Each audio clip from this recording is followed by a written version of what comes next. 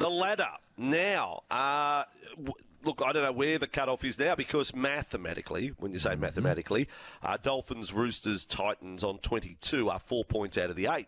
Not knowing what some of these teams in the 8 are going to do. Sharks on the slide, and they hold 8th position and they're on 26, but they're on the slide. So, let's go yes, no, maybe. Pretty easy with Panthers. This is to win the comp. Yes. And then you can add a little comment if you think they're either not going to make the 4, not going to make the 8 on the yes, no, maybe game. So Panthers, I'm guessing it's a yes all round and can win the comp. Genuine contenders, yes. So lock in. Broncos, Cameron, are they yes as a true contender to win the comp? And then say what else you like. I think definitely yes. They look big and fast and powerful at the moment, Broncos. Yeah, and Reece Walsh is just incredible. What he offers, yes. Big yes from me. Yes. All right, so and they're the top 2 teams on 34 points. Then we've got the 4-point break. Now, there's nothing on the field that the Warriors did on the weekend, but they got the bye. They're a little safer because Raiders lost, Cowboys lost, Sharks lost, so teams around them lost. Warriors, are you a yes, no, maybe to win the comp this week? Assessing their chances. I'm still a maybe. Love what they're doing, but I'm a maybe for the premiership. I think they'll finish top 4 as well. You do. So home, that's right. Draw. So get a home final in Auckland. How good? How good's that going to be? Capes? I've gone from a no to a maybe, despite them not playing on the weekend. There you go. I had a bit of a chance to reconsider, how other teams are going, really. And there's a couple other teams we're about to talk about who are... They've gone from a maybe to a flat-out no, I'll tell you. Melbourne Storm winners 46-16 over the Eels. Copes, can you remember what you were last week on the Melbourne Storm? I was a yes on the Storm. And you're definitely now. Yes to win comp. Cameron, yes to Melbourne? Yes, particularly with the way Jerome Hughes played on the weekend. I think that was possibly his best game of the season. If he continues with that form, most definitely a yes. Harry Grant, too. Good. He was good, wasn't he? Jeez. Well, Grant, Hughes, Munster all on the score sheet, 3 of the big 4. Ryan Papenhuyzen set to come back through the Queensland Cup this week. Yeah, this weekend, I think. He's going to be playing for the Sunshine Coast Falcons, which is great. I have Melbourne Storm going from a maybe to a yes, but it is because of the losses of the other teams around them. That Melbourne suddenly look in better shape than a few others. Now, Canberra Raiders... yes, no, maybe. And now their draw's not hard. But they play the Tigers this week. They could be back in the top 4 next. Well, they won't be back in the top 4 because their for and against isn't good. They're a minus differential. Yes. Raiders, yes, no, maybe. Well, off the weekend, I've got no. No. I was a no last week, and it's only gone worse. So, no. Well, I'm a no to win the comp. Ricky's going to love that stuff. He'll lap this up. He will too. We will be played on loop. He'll send through a little audio clip to the players. What about these palookas? All right, now let's go to the Rabbitohs next. Okay, so they win. They beat the Tigers, but their defence is still a worry.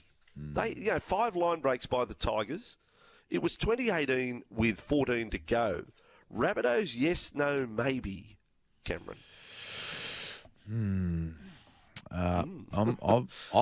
Was I a yes last week? I'm going to go maybe.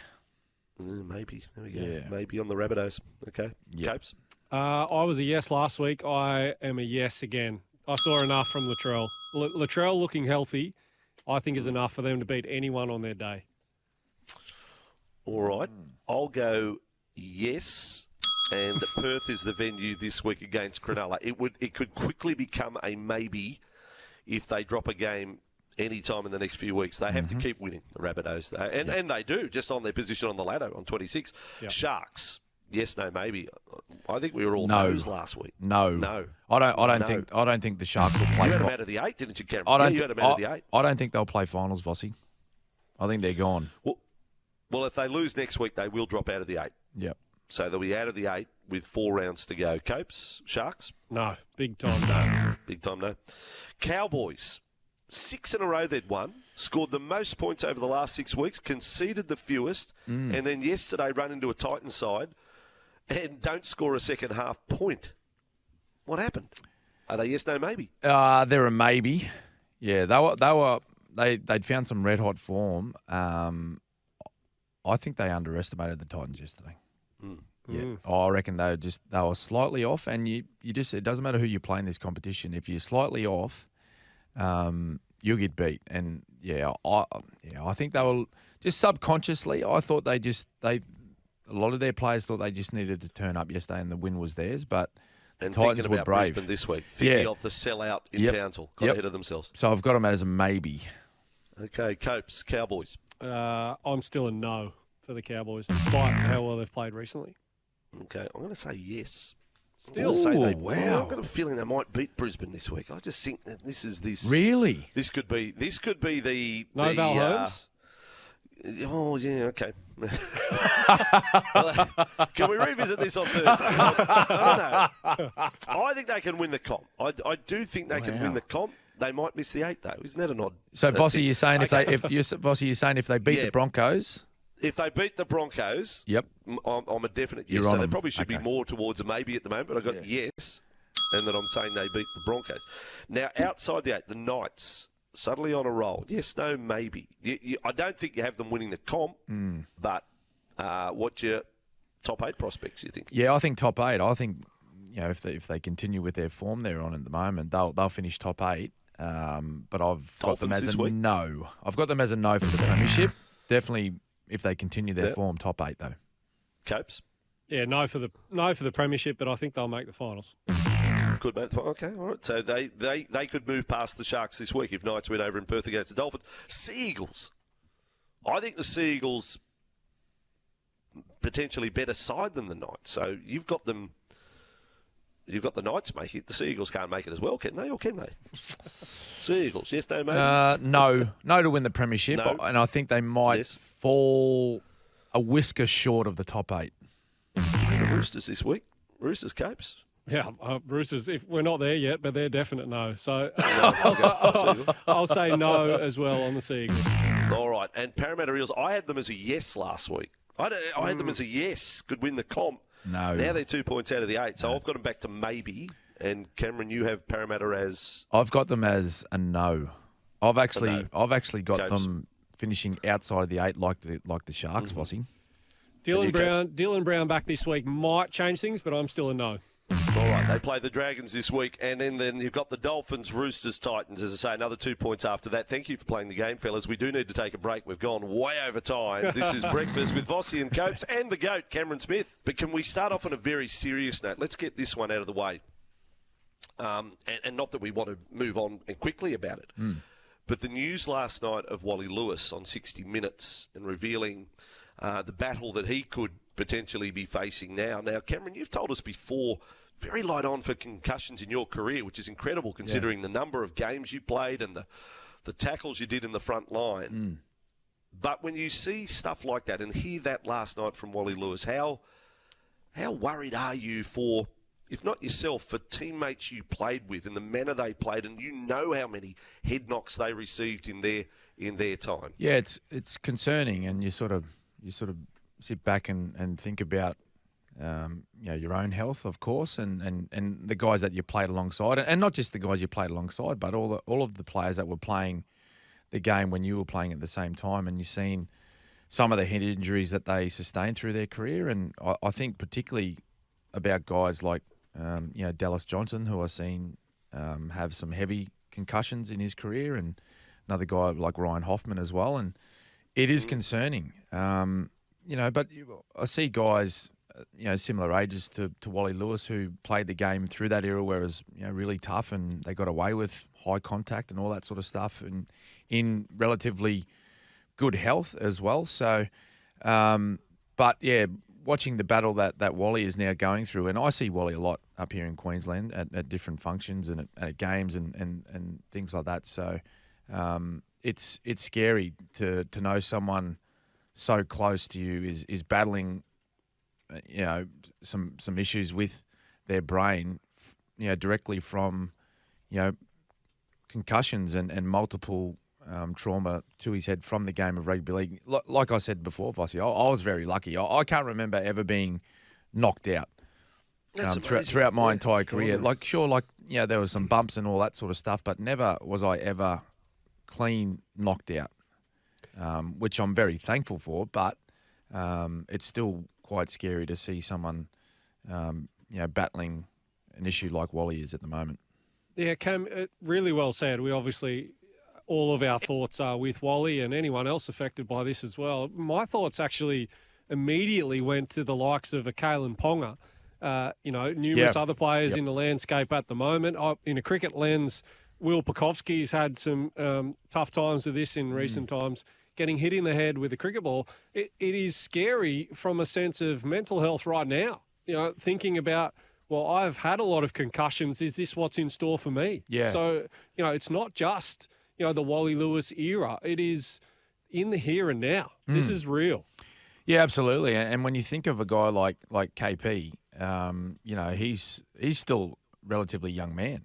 He's got a lot of years left in him as far as an NRL player. So, what effect does that have on him moving forward? Does he start thinking about, not playing on, well into his 30s? Does he think about, possibly, just playing another couple of years and then calling it quits? But the best thing about this, the positive about this whole situation, fellas, is that, the game has made some changes to high contact and protecting the player. And we see that on the weekend now where, any type of contact with the head, it's dealt with swiftly.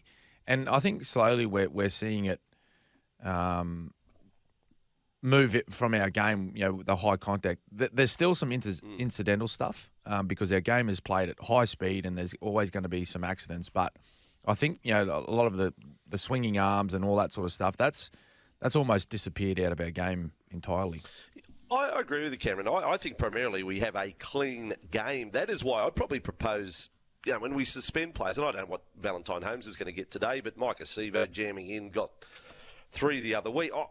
I think we're at a point where now we probably need another review of how we deal with players. Can we have suspensions and fines? So if you, rather than have players sidelined for long periods, if you get a 3-week suspension, you have 2 weeks and a fine. And the fine, the money can go to the family of league and be distributed that way. Have players out for less and maybe that'll have more impact and be able to help people. I don't think we're going to know. The tweaks we've made to the head rule and taking players off, we potentially might know for 30 or 40 years. Yeah. Whether we've done the right thing or whether it's had an impact. Yeah, that's right. That's the truth of it. Yeah. We don't know. Yeah, that's right. And that's the thing with, just listening to a few of the clips from Wally's interview last night. It's an early sort of diagnosis, but it's a probable diagnosis. We don't fully know until, you can perform sort of tests on a brain, on a deceased person. So, you're exactly right, Vossi. We don't know exactly, the repercussions of these head knocks until way down the track. And we're just talking off air before, just asking about whether I've noticed any sort of symptoms amongst the players that I played alongside, and it's a no. The answer is no because we're sort of the guys that I come through are sort of late 30s, just turned 40, maybe early 40s. So I haven't noticed any issues with any of the guys that I played alongside. So it is when it's a bit later down the track that we're starting to see this happen. Wally's now early 60s. He's just started noticing some signs. So still a lot of work to do in this sort of space of concussion and head injuries. Okay, now we get to an issue, Cameron. Now, look, the text line dominated this when we spoke about this at the start of the program. Yep. The celebration of the 25 years of the Melbourne Storm. Now, I'll go on record. I'm a member of the Melbourne Storm. Yes. Right? I'm a member of the Storm. Yes. I think great club. Great club. Love calling Melbourne, love watching play, love the history, what the club does. I'm actually sort of envious of the support that Melbourne get. They're a different breed. Melbourne fans, they wear purple head to toe. And I think that I don't think other clubs, I don't know whether, teams tap into what Melbourne have. It's a different lot. Yep. But I have to call it as I see it. I don't think that was the smartest play to bring out the trophies the other night. Now, Cameron, do you think that was, like listeners are saying, that's sticking the middle finger up, that's denying? Do you think they're in the right? Should have been kept in house? Sure, have replica trophies in your offices. Cabinet, exactly. But to bring them out onto the ground, is that not inflammatory? Well, it certainly started a huge discussion, hasn't it? Most definitely, and it lit up the text lines and all of the social media and all that sort of stuff. I don't think it was done for that reason, to be honest, Vossi. I think it was more of a the club had the 25-year celebration on the weekend. It was old boys weekend. It was really, I think it was purely an in-house thing that they were doing for the fans and the players, and particularly the old boys down there at that time. And everyone's going to have their opinion, and I don't try to tell people they're wrong if they have a different opinion to myself or any other Storm person that wants to still celebrate those grand final wins. So I don't ask them to understand the way we feel about it either, if you know what I mean. So I completely understand the way people would say, well, that's wrong, they shouldn't do that, and that's fine, that's okay. But at the same time, a lot of people, many people, wouldn't understand the way we feel about it either. Do you think, Cam, just on that, do you think it would have been, if there was the absence of those two particular premierships in that celebration, do you think that would have affected the day for the players relevant? Yeah, well, because there was guys there that played in those grand finals, Copes, and then were forced to leave the club in 2010. Yep. And then after that, they never had an opportunity to play in another grand final or an opportunity to win one. So, that's a thing that those players have to live with for the rest of their life. And there was punishment handed out at the time, and the club and the players and all the administration, the fans, we had to live through that for those 12 months, particularly 2010, and deal with those premierships that were taken away from us and wiped from the history books. But that was purely an in-house decision, to celebrate for those players that had made that trip down to Melbourne for the weekend.